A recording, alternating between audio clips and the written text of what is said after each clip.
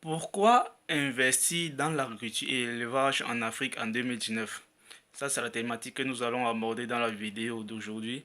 L'idée pour moi est de partager avec toi les multiples raisons qui te permettront toi aussi de t'intéresser à ce secteur qui est hautement porteur. Donc, je t'invite à rester jusqu'à la fin de cette vidéo et je suis sûr que toi aussi, tu vas davantage t'intéresser à ce domaine. Bonjour, c'est Desmond de la chaîne Desmond Academy que tu es en train de visionner pour l'instant. Cette chaîne dans laquelle nous parlons d'investissement, d'entrepreneuriat et de développement personnel. Donc, si l'une de ces thématiques t'intéresse, je t'invite à t'abonner à cette chaîne YouTube dans laquelle on va partager avec toi des vidéos gratuites qui te permettront de te rapprocher toi aussi de tes objectifs. Je t'invite également à cliquer sur la cloche de notification qui te permettra d'être informé de l'apparition de nos 3 vidéos hebdomadaires, le lundi, le mercredi et le vendredi à 10 heures. Donc, tu l'as donc, comme je le disais d'entrée de jeu, aujourd'hui nous allons parler d'agriculture et d'élevage en Afrique. Ce sont deux secteurs qui sont assez porteurs. Je dirais même qu'il en va de soi de l'avenir en fait du monde même. Ce sont des secteurs dans lesquels les États et gouvernements africains devraient s'appuyer pour atteindre l'autosuffisance alimentaire. Mais malheureusement, ce sont des secteurs qui sont peu connus ou alors des secteurs dans lesquels les Africains ne s'y intéressent pas encore assez. Pourtant, les gouvernements devraient inciter les populations à investir dedans et également en leur donnant les mesures d'accompagnement. Parce que l'autosuffisance alimentaire est assez importante. C'est dangereux pour un pays qui euh, consomme ce qu'elle ne produit pas. C'est la raison pour laquelle nos gouvernements dépensent des sommes faramineuses, des sommes astronomiques pour faire venir sur notre continent chaque année des produits qui seront liés à la consommation. Par exemple, les récents chiffres montrent que chaque année, l'Afrique exporte, dépense plus de 35 milliards de dollars pour faire venir sur notre continent des produits destinés à l'alimentation. Malheureusement, les produits que nous pourrons produire sur notre sol, ce n'est pas les terres qui manquent, ce n'est pas les moyens qui manquent, mais c'est tout simplement les politiques qui sont mises sur pied qui ne permettent pas à ces secteurs de prendre vraiment un bon envol.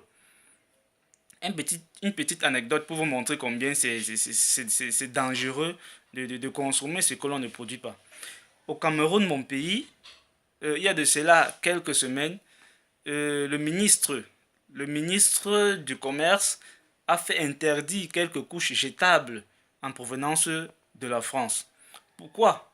Parce que on a malheureusement constaté qu'il y a certains produits qui sont toxiques, certains produits dont la fabrication et l'utilisation ont été interdites, mais ces produits sont en train d'être utilisés pour la fabrication de ces couches jetables. Et malheureusement, ces produits se retrouvent sur notre territoire et sont directement acheminés vers les marchés pour la consommation. Vous pouvez imaginer les conséquences que ça peut donner sur la santé de nos bébés qui sont malheureusement très fragiles. Et laissez-moi vous dire, la sonnette d'alarme a été lancée par le gouvernement français. C'est le gouvernement français qui attire l'attention des consommateurs de la population française pour leur dire, hé, attention, plusieurs couches jetables que vous êtes en train de consommer sont de mauvaise fabrication. C'est là où le gouvernement camerounais entend cette alerte, attire également aussi l'attention de la population camerounaise pour leur dire faites attention. Et du coup, il y a une liste de produits de couches jetables qui a été interdite d'utilisation au Cameroun. Combien ces agences, en fait, il existe des agences qui sont censées contrôler la qualité des produits qui arrivent sur nos marchés avant la consommation. Mais il est temps de se poser la question de savoir si effectivement ces agences font bel et bien leur travail. Prenons par exemple un autre cas, des produits congelés ou alors les poulets congelés qui très souvent arrivent sur nos marchés. Ces poulets sont produits de l'autre côté, on ne sait vraiment pas dans quelles conditions, puisqu'on ne nous le dit pas. On ne sait dans quelles conditions. On ne sait dans quelles conditions ces produits sont euh, conditionnés. Je fais allusion aussi aux produits de conservation. Et puis encore, on ne sait comment est-ce que ces produits sont acheminés vers nos marchés, vers le continent africain. Ces produits font souvent des mois pour arriver sur nos marchés. Et forcément, dans la chaîne de transit, il y a des interruptions qui peuvent être néfastes. Quand un produit quitte d'un port à un autre, quand ça arrive dans un port, on débarque, ça fait quelques semaines sur place, et forcément le produit va se décongeler, et après on embarque dans un autre bateau, puisque généralement c'est par bateau que ces produits arrivent. On embarque dans un autre bateau, dans ce bateau-là, ces produits vont à nouveau être congelés, et ainsi de suite. Bon, il y a une interruption plusieurs fois de la chaîne de conservation de ces produits. Et une fois que ces produits sont arrivés sur nos marchés, ils sont directement acheminés vers nos chambres froides, directement acheminés vers nos marchés. Et une fois que ça arrive sur nos marchés, ça subit encore ces interruptions-là. On achète, on va à la maison, on va chez soi, on conserve dans nos frigos, dans nos congélateurs. Une fois de plus, ça subit une interruption. Les congélations, les décongélations, les surgélations. À la limite, une fois que ces aliments se retrouvent dans notre organisme, ça n'a plus vraiment le même potentiel que quand il a été tué, disons, euh, il a été produit dès le départ. C'est beaucoup plus dangereux, c'est beaucoup plus toxique pour notre alimentation. Donc vous voyez un peu combien c'est dangereux de consommer ce que l'on ne produit pas. Et en plus, ce n'est pas, comme je disais d'entrée de jeu, la capacité de production qui manque. Nous avons suffisamment de terres. L'Afrique aujourd'hui présente plus de 65% des terres arables dans le monde. C'est en Afrique, plus de 65%. C'est la raison pour laquelle les Occidentaux sont en train de se diriger en masse vers l'Afrique. Parce qu'ils ont compris que l'avenir de l'agriculture et de l'élevage dans le monde se réside en Afrique. Donc ils viennent en masse et malheureusement, avec la complicité de nos gouvernements, ils sont carrément en train de brader tous ces terres au détriment de la population africaine.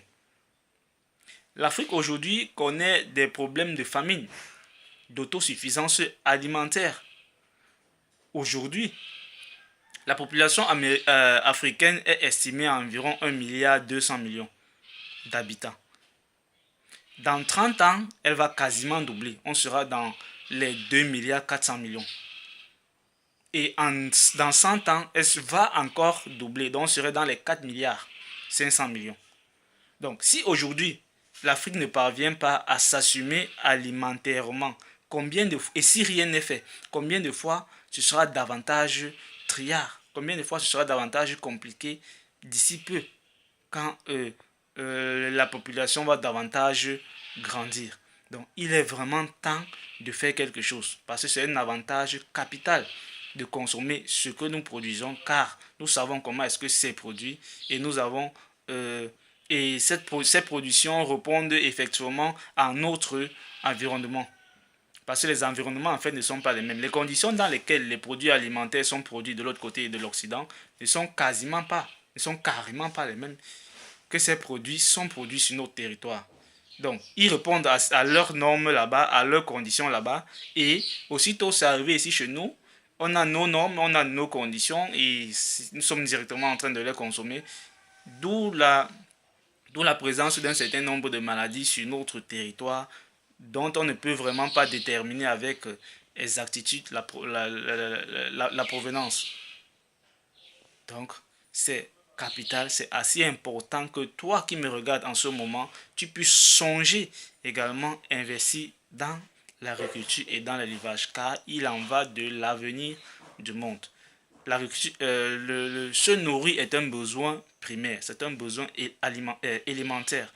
Il faut manger pour vivre et non vivre pour manger.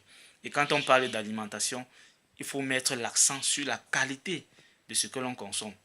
Car quand tu consommes sain, il y a de fortes chances que, bien entendu, les maladies seront loin de toi. Mais quand tu consommes bourratif, quand tu consommes des non contrôlés, bon ben, bonjour tout simplement à la maladie. Donc l'Afrique présente des atouts, la population on en a, le marché est ouvert, les terres on en a, nos, nos territoires sont... le potentiel hydroélectrique en Afrique et au Cameroun en particulier est assez énorme. Donc en fait, toutes les conditions sont réunies pour que l'on puisse réussir une bonne activité agricole et d'élevage au Cameroun. Donc, lançons-nous dans l'agriculture, limitons les exportations des produits dont on n'a vraiment pas la sûreté des conditions dans lesquelles ils sont produits. Atteignons l'autosuffisance alimentaire et cela va nous garantir un meilleur être, cela va nous garantir des meilleures santé, des meilleures conditions de vie et aussi ça va sortir une bonne partie de notre population dans le chômage qu'il connaît présentement. Donc voilà en quelque sorte les raisons pour lesquelles je pense qu'il est assez important, voire même assez urgent que toi aussi tu puisses penser à investir dans l'agriculture et l'élevage en Afrique en 2019. Donc nous arrivons déjà au terme de cette vidéo.